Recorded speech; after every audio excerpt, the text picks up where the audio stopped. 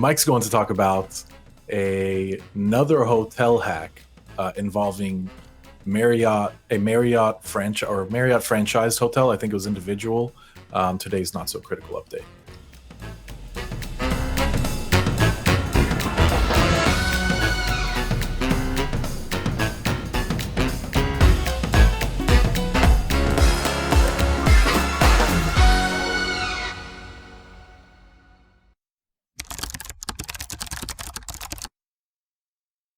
Yeah, another breach of Marriott hotels. I'm going to just outline the article from databreaches.net. Story was broken on June 28th when they received a message from the attackers claiming the breach.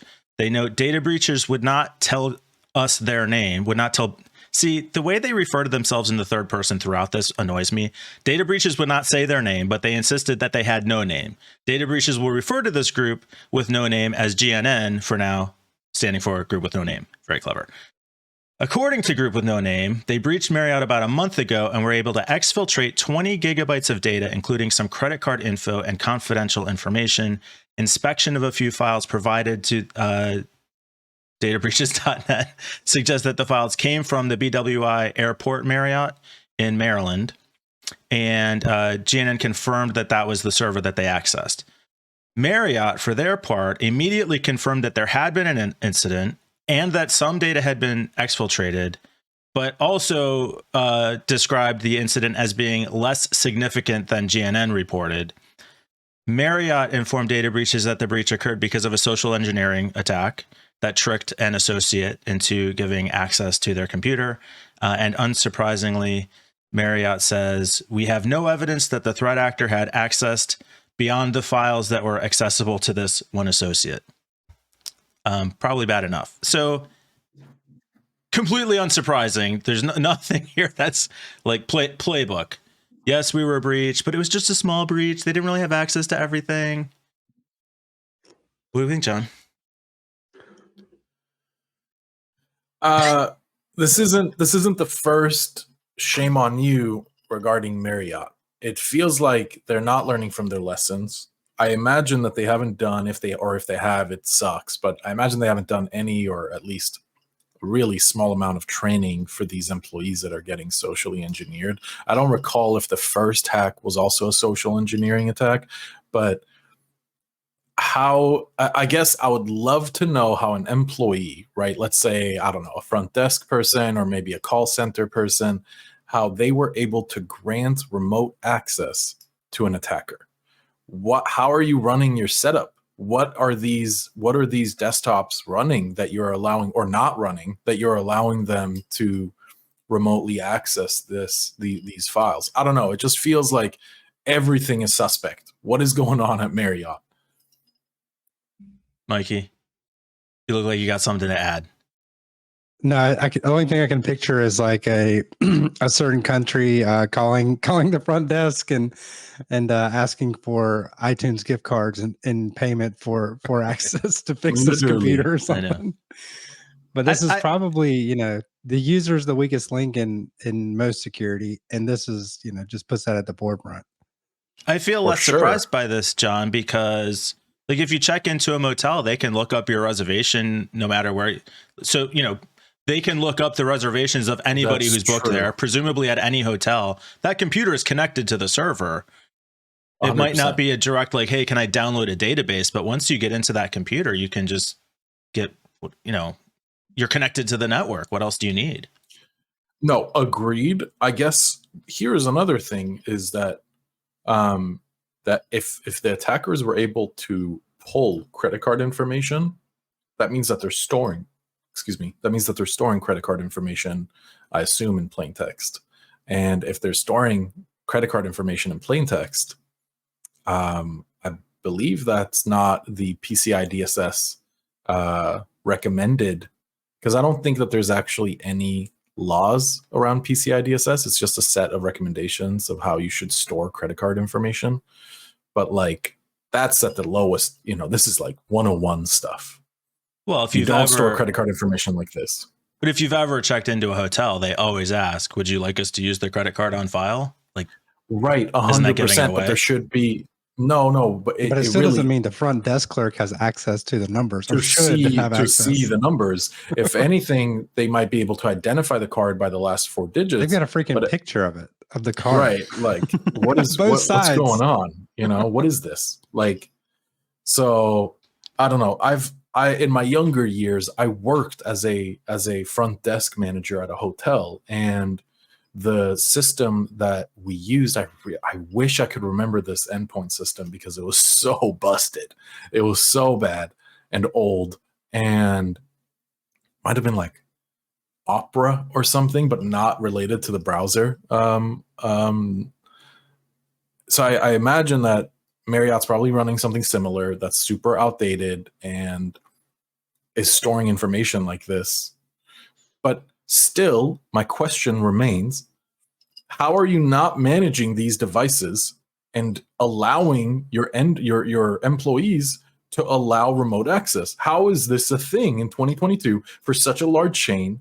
This shouldn't be possible. You should not be able to, on a company-owned device, be like, oh, a Teams viewer link. Like, yeah, sure, here you go. Like, no problem, right? Like, it's not, this isn't like really big shame on you.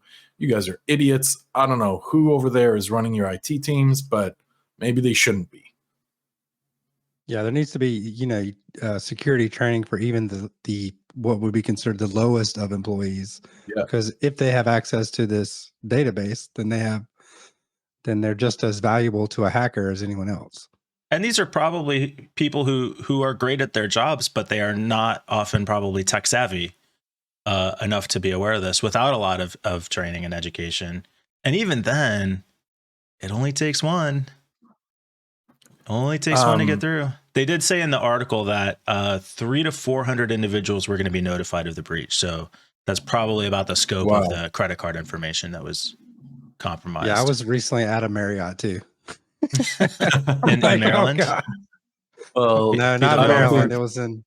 I imagine I'm they not only gonna say got where. to like, a small percentage of the A's, the last name that start with A. Yeah.